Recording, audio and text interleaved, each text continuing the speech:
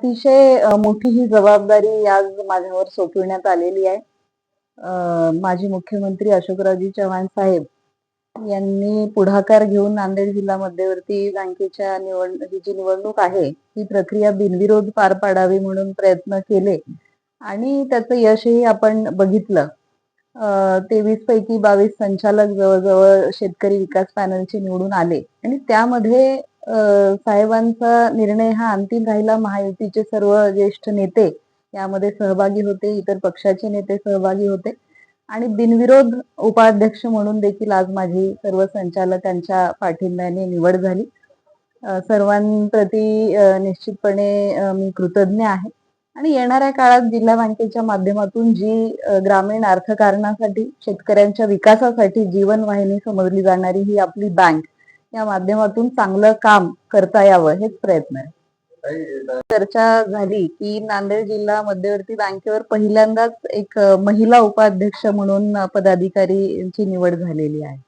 त्यामुळं या सर्व महिला सक्षमीकरणाच्या प्रक्रियेमध्ये आता जोमाने त्यामध्ये आपल्याला काम करावं लागणार आहे आणि शेतकरी मग त्याच्यामध्ये पुरुष असतील किंवा महिला यांना जास्तीत जास्त सुविधा बँकेच्या माध्यमातून कसे देता येईल त्याच्यामध्ये साहेबांच्या मार्गदर्शनाखाली, सर्व ज्येष्ठ संचालकांच्या मार्गदर्शनाखाली एक 5 पॉइंट प्लॅन आम्ही तयार करू, ज्यामध्ये कर्जाचं वाटप असेल, ठेवी वाढवण्यासंबंधी काही निर्णय असतील, नवीन ब्रांचेस असतील किंवा प्रायव्हेट बँक बरोबर आज आपल्याला कॉम्पिटिशन जर करायचं असेल तर त्यामध्ये कॉन्टॅक्टलेस बँकिंग आलं, पेपरलेस बँकिंग आलं, कर्मचारी आपले वाढले पाहिजेत, असे खूप विषय आहेत.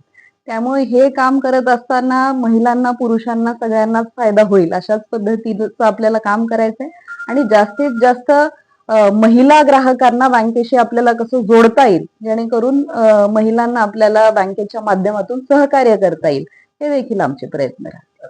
निश्चितच मी जे विषय म्हणाले की आज आपल्याला शेतकऱ्यांना, ग्राहकांना सुविधा देत असताना अद्ययावत होणं अतिशय गरजेचं आहे.